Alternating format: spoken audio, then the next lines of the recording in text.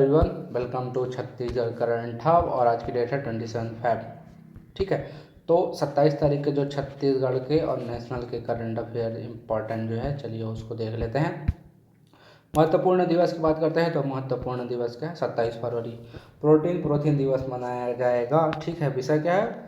Powering with plant protein. ठीक है, इसको ध्यान में रखिएगा। बात करें 24 तारीख की, तो 24 तारीख को क्या मनाया गया? तो केंद्रीय शुल्क उत्पादन दिवस मनाया गया। ठीक है, इसको ध्यान में रखिएगा। और कल क्या है? 28 फरवरी। तो 28 फरवरी क्या मनाया जाता है? विज्ञान दिवस। इसको ध्यान में रखिएगा, दोनों ही इंपॉर्टेंट है। ठीक है, अगला क्वेश्चन है, मतलब छत्तीसगढ़ के परिप्रेक्ष्य में बात कर लेते हैं। आयुष्मान योजना के तहत छत्तीसगढ़ में कितने हेल्थ वेलनेस सेंटर बनाए जाएंगे? ठीक है, ऑप्शन है 200, 300, 400 या फिर 100। ठीक है, बात हो रही है हेल्थ वेलनेस सेंटर की। तो ये एक्चुअल में जो पुराने बने हुए हैं उनको रिन्यू करेंगे, उनका नाम दिया जाएगा हेल्थ वेलनेस सेंटर की। तो कितने बनाए जाएंगे? तो 300 हेल्थ वेलनेस सेंटर छत्तीसगढ़ में बनाएंगे। किसके तहत? आयुष्मान योजना के तहत। आयुष्मान योजना की शुरुआत कब हुई थी? तो 2018 में हुई थी। कहाँ से हुई थी? तो झारखंड से हुई थी। किन्होंने किया था? तो प्राइम मिनिस्टर ने किया था। इसको इतना ध्यान रखिएगा। ठीक है, अगला क्वेश्चन है, 2019 में नई औद्योगिक नीति लाने के बाद कितनी उद्योगों की स्थापना छत्तीसगढ़ में की गई? ठीक है, छत्तीसगढ़ में की गई। ठीक, ऑप्शन आपके सामने है 1249, 1150, 1360 या फिर 1400। ठीक है, तो नई उद्योग नीति की बात की गई है। कब से कब चलेगी? तो ये 2019 से 2024 तक चलेगी। ठीक है, और पहले क्या होता था कि 4 क्षेत्रों में इसके तहत पुरस्कार दिया जाता था। ठीक है, लेकिन अब कितने? 5 क्षेत्रों में पुरस्कार दिया जाएगा। ठीक है, इसको ध्यान में रखिएगा। तो नई कितने उद्योगों की स्थापना की गई? तो 1249। ठीक है, इसको ध्यान में रखिएगा, 1200 उद्योगों की स्थापना की गई। पढ़ते हैं अगले क्वेश्चन पे। किस मंत्री ने राज्य का वर्ष 2020-21 का आर्थिक सर्वेक्षण सदन पटल पर रखा? ठीक है, भूपेश बघेल, टी.एस. सहदेव, अमरजीत भगत या फिर अनुसुईया उइके। ठीक है, तो अभी आपको पता है अभी क्या चल रहा है? बजट सत्र चल रहा है। ठीक है, बजट सत्र चालू हो गया है। तो जो बजट सत्र रखने से पहले, ठीक है, बजट रखने से पहले आपको क्या होता है? आर्थिक सर्वेक्षण रखना पड़ता है। ठीक है, तो इसीलिए आज कल जो है आर्थिक सर्वेक्षण आ चुका है, और पता ही है आपको आर्थिक सर्वेक्षण कितना इंपॉर्टेंट है। तो इसको तो आपको पढ़ना पड़ेगा, इसलिए आप अभी से पढ़ते रहिए, धीरे धीरे थोड़ा थोड़ा करके पढ़िए। ठीक है, तो आर्थिक सर्वेक्षण किसने पेश किया इस वर्ष का? तो अमरजीत भगत ने किया। ये कौन है हमारे? ठीक है, तो ये कौन है?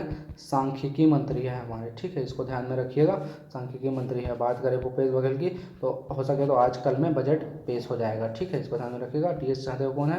तो पिछले साल जो है 2019 का आर्थिक सर्वेक्षण किन्होंने पेश किया था? तो टी.एस. सहदेव ने किया था। बात करें अनुसुईया उइके की, तो राज्यपाल है हमारे। तो देखिए, जब सदन कोई सा भी सदन स्टार्ट होता है ना, ठीक है ना, तो उस पर भाषण दिया जाता है। तो सबसे पहले भाषण कौन देता है? तो राज्यपाल के द्वारा भाषण दिया जाता है। ठीक है, ये जो होता है भाषण, तो इसमें जो है ये किसके द्वारा लिखा जाता है? सत्ता पक्ष के द्वारा लिखा गया होता है। ठीक है ना, इसमें राज्य में कौन कौन से कार्य किए गए हैं और कौन से कार्य किए जाएंगे, ठीक है ना, इसको बताया जाता है। ठीक है, तो इम्पोर्टेंट है, ये पूछा जाता है एग्जाम में कि जो राज्यपाल जो भाषण देती है वो किनके द्वारा लिखा जाता है। ठीक है ना, तो सत्ता पक्ष के द्वारा, ये याद रखिएगा। ठीक है, अगला क्वेश्चन है, national crime record bureau NCRB 2020 के अनुसार कौन सा प्रदेश थाने में मौखिक शिकायत दर्ज कराने में 5वें स्थान पर है? महाराष्ट्र, मध्य प्रदेश, गुजरात या फिर छत्तीसगढ़? ठीक, तो देखिए पहले स्थान पे कौन है? महाराष्ट्र। सेकंड पे है मध्य प्रदेश। तीसरे पे है गुजरात। चौथे स्थान की बात करें तो कौन है? केरला। ठीक है, अब 5वें में कौन सा आ जाएगा? छत्तीसगढ़। ठीक है, एनसीआरबी की रिपोर्ट के अनुसार। ठीक है, इतना ध्यान में रखिएगा। बढ़ते हैं अगले क्वेश्चन पे। छत्तीसगढ़ सरकार ने 200 फुट पार्क बनाने का लक्ष्य रखा है, उनमें से कितनों के लिए जगह चिन्हित कर लिए गए हैं? ठीक है, तो 200 फुट पार्क बनाए जाएंगे। ठीक है, कब तक? तो अब नई कार्यकाल में बनाएंगे ऑब्वियसली, तो 2018 से 5 साल जोड़ लीजिए, 2023 तक। ठीक है, तो कितने जगह को चिन्हित कर लिया गया है? 111 जगह को चिन्हित कर लिया गया है। ठीक है, इसको ध्यान में रखिएगा।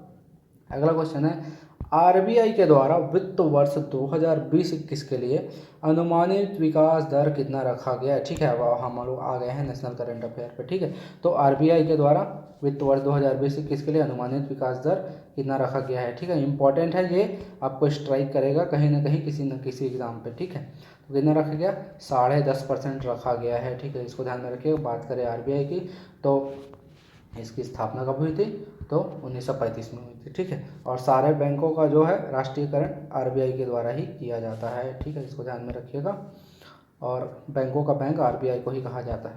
ठीक, केंद्रीय बैंक और बैंकों का बैंक आरबीआई को ही कहा जाता है। ठीक है, बात करें 11.2% की, ऑप्शन डी की, तो HSBC, ठीक है, हांगकांग और संघाई बैंक कहाँ की बैंक है? चीन की बैंक। तो इन्होंने 11.2% जो है जो विकास दर है वो अनुमानित की है भारत की इस वर्ष के लिए। ठीक है, पहले इन्होंने 9% की थी, लेकिन अभी बढ़ा क्या कर दिया है? 11.2%। ठीक है, ICRA भारत की एक संस्था है। ठीक है, इन्होंने क्या कहा है कि जो भारत की जो इस वर्ष की वित्तीय वर्ष है 2020-21 में, तो इन्होंने क्या किया है? 7% जो है इस पर गिरावट अनुमानित की है। ठीक है ना, इसको ध्यान में रखिएगा। ऑप्शन बी की बात हो रही है। अगला क्वेश्चन है, भारत सरकार ने किस देश के साथ हाइड्रोजन पर उत्कृष्टता केंद्र स्थापित करने के लिए समझौता किया है? ऑप्शन सामने है, नॉर्वे, ऑस्ट्रेलिया, नाइजीरिया या फिर अमेरिका। ठीक है, तो उसका सही आंसर है नॉर्वे के साथ किया है। ठीक है, किसके लिए? हाइड्रोजन पर उत्कृष्टता। ठीक है, और अभी पता होगा आपको अमेरिका ने नाइजीरिया पे बॉम्ब गिरा दिया। इससे क्या हुआ? जो विश्व की जो सारी सेंसेक्स थी ना वो नीचे आ गई। ठीक है, इसका प्रभाव पड़ता है सबकी तरफ। ठीक, बढ़ते हैं क्वेश्चन पे। किस भारतीय सामाजिक कार्यकर्ता को संयुक्त राज्य से अंतर्राष्ट्रीय भ्रष्टाचार विरोधी चैंपियंस अवार्ड 2021 प्राप्त हुआ? ठीक है, तो किनको हुआ? ये होगा अंजलि भारद्वाज को। ठीक है, यूएन के द्वारा पुरस्कारित किया जाएगा किसको? अंजलि भारद्वाज को। ठीक है, किरण आहूजा की बात किया जाए तो ये कौन है? जॉय बाइडेन जो है ना अमेरिका का राष्ट्रपति, उपराष्ट्रपति कौन है? कमला हैरिस। ठीक है, तो इन्होंने जो अपनी पर्सनल मैनेजमेंट होती है, पर्सनल मैनेजमेंट की जो प्रमुख रखने का जो नामांकित किया है, तो किरण आहूजा को उसके लिए नामांकित किया है। ठीक है, ध्यान में रखिएगा। स्वाति मोहन तो बात कीजिए, जो नासा की जो गाइडलाइन होती है, जो गाइडलाइन जारी करती है, उनकी जो है प्रमुख है। ठीक है ना, इन्होंने ही कहा था कि जब मार्स पर जो रोवर लैंड होता है तो यही कहते हैं कि रोवर इज टच डाउन। ठीक है, इसको ध्यान में रखिएगा। अगला क्वेश्चन है, ई परिवहन व्यवस्था की पहल किस राज्य में शुरू की गई? हिमाचल प्रदेश, महाराष्ट्र, उड़ीसा या फिर तमिलनाडु? ठीक है, तो ई परिवहन की व्यवस्था किस राज्य में शुरू की गई? तो कहाँ की गई? तो हिमाचल में की गई। ठीक है, इसको ध्यान में रखिएगा। हिमाचल के पीएम कौन है? मतलब सीएम कौन है? तो हिमाचल के सीएम है राम ठाकुर। ठीक है, इसको ध्यान में रखिएगा। और राज्यपाल कौन है? राज्यपाल है बंडारू। ठीक है, बंडारू दत्तात्रेय है। ठीक है, बंडारू दत्तात्रेय है। ठीक है, इसको ध्यान में रखिएगा। बंडारू दत्तात्रेय से एक न्यूज़ भी अभी आ रही है। ठीक है, इसको भी ध्यान में रखिएगा कि इनके साथ विपक्ष के नेता ने धक्का मुक्की की है। तो इन्होंने 5 जो विधायक है, विपक्ष के नेता के साथ 5 विधायक को भी निलंबित कर दिया है। ठीक है, इसको ध्यान में रखिएगा। बात करें महाराष्ट्र की, तो माँ समृद्धि योजना। ठीक है, माँ समृद्धि योजना, माँ समृद्धि योजना का शुभारंभ कहाँ हुआ? तो महाराष्ट्र में हुआ। ठीक है, महाराष्ट्र में किसकी गवर्नमेंट है? तो उद्धव ठाकरे की गवर्नमेंट है, ये ध्यान में रखिएगा। ठीक है, महाराष्ट्र की राजधानी क्या है? मुंबई। ठीक है, इसको ध्यान में रखिएगा। उड़ीसा की राजधानी है भुवनेश्वर। ठीक है, और गवर्नमेंट किसकी है? नवीन पटनायक की। ठीक है, ये ध्यान में रखिएगा, नवीन पटनायक की यहाँ पे गवर्नमेंट है। और इन्होंने हाल में उड़ीसा ने 2-3 ऐप लॉन्च किए हैं। ठीक है, इसको ध्यान में रखिएगा। ऐप का नाम है मो छतुआ। ठीक है, मो छतुआ और मो शिशु। ठीक है, मो शिशु ऐप इन्होंने लॉन्च किया है, इसको ध्यान में रखिएगा। बात करें तमिलनाडु की, तमिलनाडु की विशेष बात यह है कि जो गवर्नमेंट है, ठीक है, इन्होंने क्या होता था, जो इनके कर्मचारी है, ठीक है, गवर्नमेंट के, तो इनकी जो रिटायरमेंट पहले होती थी वो होती थी 59 एज में। ठीक है, तो इन्होंने अब इसको 1 साल बढ़ा कितना कर दिया है? 60। ठीक है ना, तो ये बहुत इंपॉर्टेंट है, इसको ध्यान में रखिएगा कि गवर्नमेंट ने कर दी, बढ़ा दी, तो तमिलनाडु ने बढ़ा दी। और ये भी ध्यान में रखिएगा कि 9th, 10th और 11th, ठीक है ना, जिसमें 10th क्या होता है? बोर्ड एग्जाम होता है।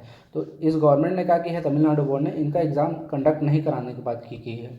इनको डायरेक्ट प्रमोट किया जाएगा, सिर्फ और सिर्फ 12th का एग्ज़ाम होगा। ठीक है, तमिलनाडु के बारे में इतनी जानकारी रखिए। तमिलनाडु की राजधानी क्या है? चेन्नई। ठीक है, इसको ध्यान में रखिएगा। अनुसूचित जाति आयोग के नए राष्ट्रीय अध्यक्ष कौन होंगे? विजय सांपला, रामशंकर कठैरिया, कुंवर सिंह या फिर हर्ष चौहान? ठीक है, तो कौन होंगे? तो इसका सही आंसर है विजय सांपला होंगे। ठीक है, कौन होंगे? अनुसूचित जाति आयोग के नए राष्ट्रीय अध्यक्ष पुराने कौन थे? तो पुराने थे राम शंकर कठारिया, इनके जगह कौन लेगा? विजय संपला। ठीक है। तो बात करें अनुसूचित जाति आयोग, तो ये कब अस्तित्व में आया? तो 2003 में एक्चुअल में क्या होता है? 89 अमेंडमेंट होता है। ठीक है, 89 अमेंडमेंट होता है, उसके तहत 2004 में जो है ये अनुसूचित जाति आयोग अस्तित्व में आ जाती है। ठीक है, इसको ध्यान में रखिएगा। और जैसे ही अस्तित्व में आती है उनके नए अध्यक्ष बनते हैं कौन? कुंवर सिंह। ठीक है ना, इसको ध्यान में रखिएगा। और बात करें अनुसूचित जाति आयोग, तो ये 330A में आती है आर्टिकल में। ठीक है, इसको ध्यान में रखिएगा। 338 में अनुसूचित जनजाति आती है। ठीक है, इसको ध्यान में रखिएगा। हर्ष चौहान इन्हीं में से किसी एक के अध्यक्ष है, ढूंढिए और लिखिए। ठीक है, हर्ष चौहान को। भारत की पहली जलमग्न सुरंग कहाँ बनाया जाएगी? ठीक है, कोची, मुंबई, तिरुवनंतपुरम या फिर सूरत। ठीक है, कोची कहाँ है? इसको ध्यान में रखिएगा। तिरुवनंतपुरम कहाँ है कि सूरत कहाँ है? ठीक है, तो जलमग्न सुरंग कहाँ बनाई जाएगी? तो ये मुंबई में बनाई जाएगी। कब तक? तो 2023 तक ये सुरंग बना दी जाएगी। इसकी लंबाई क्या होगी? 2.5 किलोमीटर। ठीक है ना, जिसमें से जो है 1 किलोमीटर वो पूर्ण रूप से अरब सागर में डूबी हुई होगी। ठीक है, इसको ध्यान में रखिएगा। अगला क्वेश्चन है, जॉर्जिया के नए प्रधानमंत्री कौन बने? ठीक है, जॉर्जिया के नए प्रधानमंत्री कौन बने? मारियो द्राथी, इराइक्ली ग्रिफ्थिली, माइकल सोमेर या फिर जैन माइकल। ठीक है, तो कुछ दिन पहले मैंने बताया था कि इटली के प्रधानमंत्री कौन होंगे? मारियो द्राथी। ठीक है, जॉन माइकल कौन है? तो कांगो के नए प्रधानमंत्री बने हैं। ठीक है, और माइकल सोमेर कौन है? तो हाल ही में इनका निधन हो गया है। ठीक है, माइकल सोमेर, ये पाम्पुआ, ठीक है, पाम्पुआ न्यू मिनी, ठीक है, पाम्पुआ न्यू गिनी, पाम्पुआ न्यू गिनी की ये है क्या है? पहले प्राइम मिनिस्टर थे। ठीक है ना, इसको ध्यान में रखिएगा। ये वहाँ के राष्ट्रपिता भी कहलाते हैं। ठीक है, इनको ध्यान में रखिएगा। एक्चुअल में ये जो है पाम्पुआ न्यू गिनी, ये कहाँ पे स्थित है? तो जैसे ये ऑस्ट्रेलिया है। ठीक है, तो ऑस्ट्रेलिया से थोड़ी देर में ये देश जो है बसा हुआ है। ठीक है, तो ये ऑस्ट्रेलिया ने क्या कर दिया था? इस पे आक्रमण करके इसको कब्जा कर लिया था। तो इनको आज़ादी दिलाने में इनका बहुत बड़ा हाथ है। ठीक है, माइकल सोमेर के, इसलिए इनके ये राष्ट्रपिता कहलाते हैं। ठीक है, इसको ध्यान में रखिएगा। तो ऑप्शन तो आपके सामने है, मिल गया आपको आंसर। जॉर्जिया के नए प्रधानमंत्री कौन होंगे? इराइक्ली ग्रिफ्थिली होंगे। ठीक है, बढ़ते हैं अगले क्वेश्चन पे।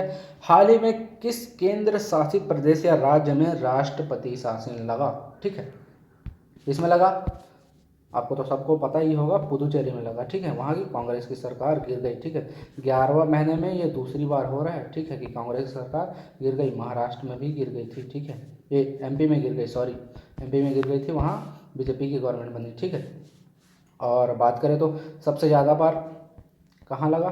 तो मणिपुर में लगा। 10 बार यहाँ पे राष्ट्रपति शासन लग गया है। किसके तहत लगता है? तो आर्टिकल 356 के तहत लगता है। ठीक है, इसको ध्यान में रखिएगा। हाल ही में CGPSC में पूछा गया था कि सबसे ज़्यादा सबसे ज़्यादा बार कहाँ लगा राष्ट्रपति शासन? तो मणिपुर में लगा। दूसरा 9 बार लगा है उत्तर प्रदेश में। पंजाब में भी 9 बार लग चुका है। ठीक है ना, इसको ध्यान में रखिएगा। और किसके कार्यकाल में सबसे ज़्यादा बार राष्ट्रपति शासन लगा, ऐसा पूछेंगे तो कौन से प्रधानमंत्री के? तो 51 बार लग चुका है इंदिरा गांधी के कार्यकाल में। ठीक है ना, इसको ध्यान में रखिएगा। 17 बार लग चुका है मोरारजी देसाई के कार्यकाल में। ये पहला है, ये दूसरा है। ठीक है, सबसे ज़्यादा में। और बात करें नरेंद्र मोदी की, तो नरेंद्र मोदी के शासन में लग चुका है 10 बार। ठीक है, ये 10वीं बार है। और मनमोहन सिंह जो पिछले थे उनके में 12 बार। ठीक है, इतना ध्यान रखिएगा। और सबसे पहले जो है राष्ट्रपति शासन कब लगा था? तो 1968 में लगा था। 1968 से 1969 में कहाँ लगा था, ये आपको पता करना होगा। ठीक है ना, कब लगा मैंने बता दिया। अगले क्वेश्चन की तरफ बढ़ते हैं। 2032 ओलंपिक खेलों की मेजबानी कौन सा देश कर सकता है? ठीक है, जापान, फ्रांस, अमेरिका या फिर ब्रिटेन। ठीक, तो 2032 की बात हो रही है। अभी जापान टोक्यो में 2020 का ओलंपिक जो है होना बाकी है। ठीक है, कोविड के कारण नहीं हो पाया। ठीक है, फ्रांस पेरिस में 2024 के जो है प्रस्तावित हैं। ठीक है, 2028 के लॉस एंजल्स में 2028 का प्रस्तावित है। ठीक है, ओलंपिक खेल। और ब्रिटेन में क्या है? 2032 के होने की उम्मीद है। ठीक है, इसको ध्यान में रखिएगा। क्यों? क्योंकि 2018 में जब कॉमनवेल्थ गेम हुआ था तो उनका आयोजन क्या था? अच्छे से किया था। किसने? ब्रिटेन ने। इसलिए ये ओलंपिक खेल 2032 में यहाँ हो सकता है। ठीक है, और ये कौन सा है? ग्रीष्मकालीन है। ठीक है, ग्रीष्मकालीन ओलंपिक की बात हो रही है। तो अगला क्वेश्चन है, financial action task force FATF ने हाल ही में किस देश को ग्रे लिस्ट में रखा?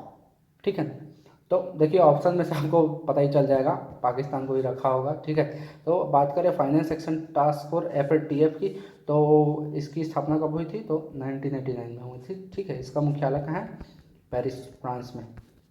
इसको ध्यान में रखिएगा। और इसका काम क्या है? तो जो आतंकवादी देश होते हैं ना, आतंकवाद देश जो आतंकवाद को बढ़ावा देते हैं या हिंसा को बढ़ावा देते हैं, ठीक है, तो उनकी जो फंडिंग होती है उस पर ये नज़र रखती है। ठीक है, ज़्यादा से ज़्यादा फंडिंग ना हो पाए, ठीक है, इसलिए। तो आज के लिए बस इतना ही और मिलते हैं कल। आज के लिए थैंक यू।